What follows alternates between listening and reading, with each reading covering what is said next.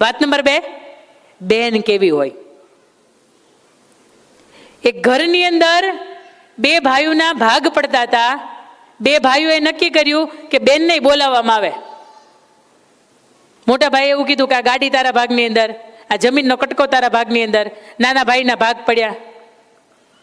એ જૂનું ઘર કે જેની અંદર મા અને બાપ 2 વધી ગયા. મોટા ભાઈએ એવું કીધું કે ઓલો બંગલો મારો. નાના ભાઈએ એવું કીધું કે આ પ્લોટ મારો, કે એની અંદર હું બંગલો બનાવીશ.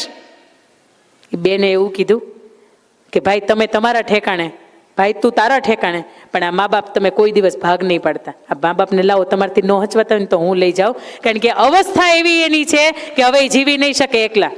આખી જિંદગી એને જો કાઢી હોય ને તો તમારી હારે રહેવા માટે. પણ સાહેબ આ સમાજની નરી વાસ્તવિકતા છે કે આખા ઘરની અંદર ઇન્ટરિયર તમને એમ કે આ ફર્નિચરની અંદર આ બાના દાદાના ફોટા સેટ નહીં થાય, તેથી મા બાપને એમ થતું છે કે આખી જિંદગી આ છોકરાઓની સેટ કરવા માટે અમને નહોતી ખબર કે એના ઘરની અંદર અમે સેટ નહીં થાય. ઘરની અંદર બહાર લખાયું હોય કે મા બાપના આશીર્વાદ, પણ ખરા અર્થની અંદર તમે જોવો ને તો એકાદી કોટડીની અંદર હોય. એ બા 10 વાગે ને, એ દાદા 10 વાગે ને તો એને ચા પીવાનું મન થાય, પણ ઘરની વહુવારું તરીકે તમે એને જો શ્રેષ્ઠ સરસ મજાની આદુ મસાલાવાળી ચા આપતા હોય ને તો તમારાથી ભલામણા કોઈ ઉત્તમ પાત્ર ન હોય.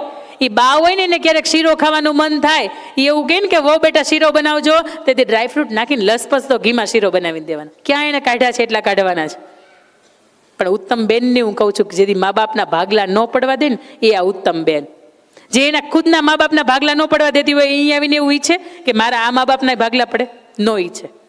વાત નંબર 3, ઉત્તમ પત્ની કોને કહેવાય? તમે મહારાણા પ્રતાપની નામ સાંભળ્યું છે, હા કે ના?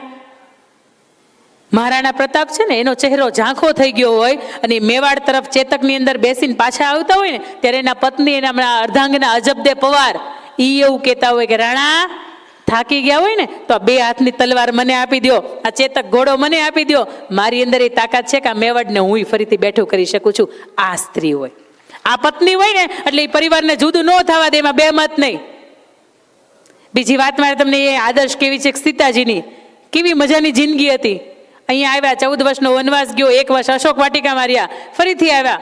ગર્ભવતી હતા એને એમ હતું કે મારા ગર્ભની અંદર ઉછરતા બાળક છે ને એને મારે નળન પંચમાસી બાંધે. એને એવું હતું કે મારા ગર્ભના શ્રીમતની વચ્ચે સરસ મજાનો શ્રીમતનો પ્રસંગ જાય, કારણ કે અયોધ્યા કુળની હું મહારાણી કહેવાઉં, મારું તો શ્રીમત કેટલું સરસ હોય.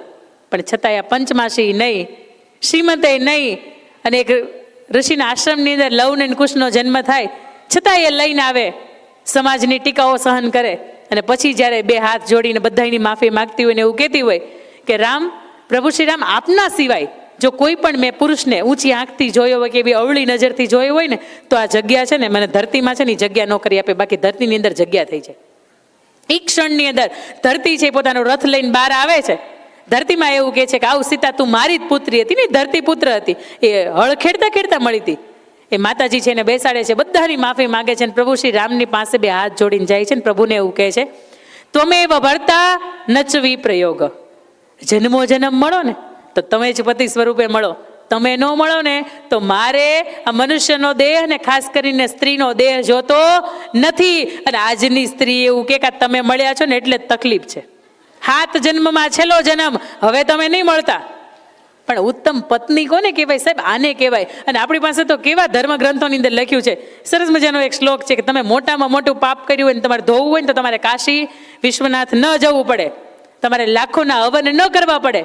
પણ આપણા ધર્મગ્રંથ તમે ખોલ્યો હશે તો એની અંદર એક સરસ મજાનો શ્લોક છે, અહલ્યા દ્રૌપદી સીતા તારા મંદોદરી તથા પંચકન્યા સ્મરે નિત્યમ મહાપાતક નાશનમ. તમને રાવણને જોઈને ધૃણા કરવાનું મન થાય, પણ એના પત્ની મંદોદરી, એ તમે ખાલી એનું નામ લ્યો ને તો તમારા કેટલાય જન્મોના પાપ હોય ને મટી જાય.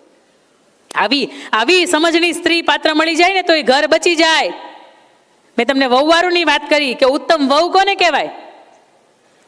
કે એના બા દાદા માટે પોતાનું જે જીવન છે એ સમર્પણ કરી દેતી હોય. એક સ્ત્રી મેં કેવી પણ જોઈ છે કે એને જ્યારે એક પરિવારની પ્રગતિ થતી હતી ને તો અંદર એક ભાઈ એક બિઝનેસમેનનો એવોર્ડ લઈને આવ્યા. એટલે પૂછવામાં આવ્યું કે તમારી પાછળ કોઈનો શ્રેય કોનો? એટલે કે મારા પત્ની છે ને એનો.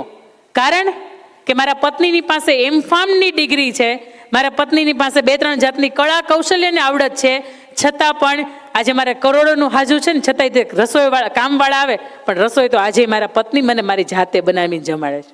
આ મારો કોલર ઊંચો છે, આ કોલર વ્હાઈટ છે ને, એનું કારણ એ છે કે મારા પત્ની આજે પણ હું જ્યારે બિઝનેસ મિટિંગની અંદર જાઉં ને ત્યારે એની ઇસ્ત્રી પોતે કરીને આપે છે.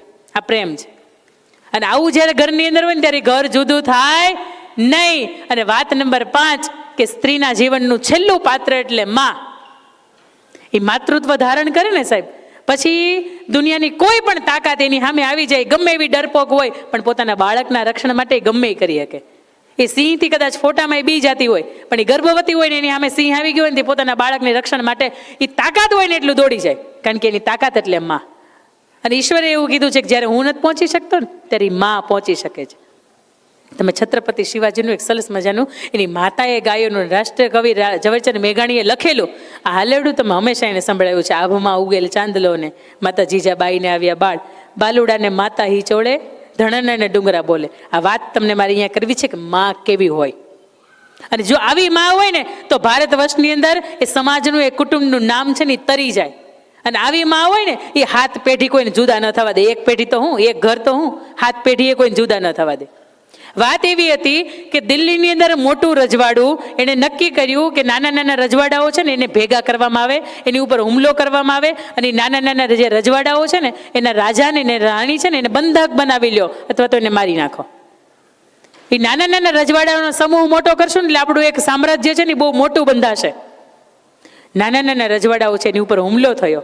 એક નાનકડું રજવાડું જેની ઉપર હુમલો થાય, આસપાસ લાખોની જે સેના હતી એના ગઢને, એનો જે કિલ્લો હતો એના કાંગરા ઉપર વીંટાઈ ગઈ. અને આદેશ આપવામાં આવ્યો કે આ રાજાને રાણી જે છે ને એને બંધક બનાવવામાં આવે છે, કારણ કે અમે બહારથી આખો જે તમારો કિલ્લો છે ને એને બાંધી લીધો છે. અંદરના રાજા રાણી 2 એ નક્કી કરે છે કે આવી રીતે 2 દિવસ ગયા, દરવાજા દ્વારપાળને એવું કે ખોલી નાખવામાં આવે. દ્વારપાળ છે દરવાજા ખોલી નાખે છે. પગડદમ પગડદમ પગડદમ પગડદમ કરતા 2 ઘોડા છે એ ઘોડે અસવાર લઈને ત્યાંથી નીકળી જાય છે. એ મેઘલી રાત હોય, એ અંધારાની રાત હોય અને બને છે એવું કે એક રસ્તામાં સાંકડું નાળું આવે અને એની અંદરથી એક કાંટા ભરેલું એક ગાડું આવતું હોય. 2 ઘોડાના અસવાર હતા, એમાંથી એક ઘોડાનો અસવાર એવું કહે છે કે આપણે એવું કરીએ, પાછળની જે લાખોની સેના છે એ આપણને આંબી ગઈ છે, કાં તો આપણે મરી જઈએ કાં તો એને થોડાકને મારી નાખીએ. બીજો અસવાર એવું કે છે કે નહીં, મરી જવાના, મારી નાખવાના અને ઠેકેવી જવાના કે અહીંથી ભાગી જવાના અમુક ટાણા હોય, અમુક સમય હોય. તમે મને પરવાનગી આપો ને તો હું આખો ઘોડો છે ને આ ગાડાને કુદાવી દઉં. શાહજી છે, માતા જીજાબાઈને શાહજીના 2 ઘોડા હતા. શાહજી છે એ પરવાનગી આપે છે, માતા જીજાબાઈ છે એ ઘોડો કુદાવી દે છે અને થોડેક આગળ જાય છે. પાછળ જે લાખોની સેના હતી ને બરાબર પાછળ આવતી હતી અને આગળ જઈને માતા જીજાબાઈ એવું કહે છે કે તમને માતાજીના સોગંદ, તમને ગૌ માતાના સોગંદ, તમે અહીંથી વયા જાઓ, કારણ કે આખા રાજ્યને તમારી જરૂર છે અને કદાચ હવે હું નહીં રહું તોય ચાલશે પણ મારાથી હવે ઘોડા ઉપર નહીં બેસાય. ત્યારે શાહજી એવું પૂછે છે, એક રાતની અંદર 270 કિલોમીટરનું અંતર આ ઘોડા ઉપર તે કાપ્યું છે અને હવે કેમ એમ કે છો કે મારાથી હવે ઘોડા ઉપર નહીં બેસાય. અને ત્યારે આ દેશની સ્ત્રી, આ દેશની આર્ય નારી માતા જીજાબાઈ જવાબ આપે છે કે હવે મને બાળક જન્મવાની તૈયારી છે. બાળકને હું જન્મ આપું બસ એની થોડીક જ કલાકો, થોડીક જ મિનિટો બાકી છે અને હવે હું એટલા માટે કહું છું કે મારાથી ઘોડા ઉપર નહીં બેસાય, હવે મને તમે અહીંથી છૂટી કરી દો. શિવાજી એની માતાનું 6થું સંતાન અને એ સમયે શાહજી મહારાજ છે એને જોઈને જાય છે. પછી બાળક જન્મ્યું છે કે નહીં એની સાથે ક્યારેય બીજી વખત જોવા માટે આવ્યા નથી. આ બાજુ શાહજી છે એ સોગંદથી બંધાઈને જતા રહે. થોડીક વાર થાય, શિવનેરીના કિલ્લા ઉપર પુણેવાસીઓ અહીંયા બેઠા છે ને ખબર હશે, એ શિવનેરીના કિલ્લા ઉપર એ સ્ત્રી જ્યારે ધીરે ધીરે કરતા એક હાથની અંદર ભાલું હોય ને એક હાથ પોતાના ગર્ભની અંદર હોય અને ઘોડા ઉપર ઉતરીને જ્યારે સટ કરતી દાદરા ચડતી હોય ને ત્યારે પાછળની જે લાખોની જે બાદશાહની સેના હતી ને એનો એક સેનાપતિ એવું કહે છે, યા અલ્લાહ, હું આ શું જોઈ રહ્યો છું?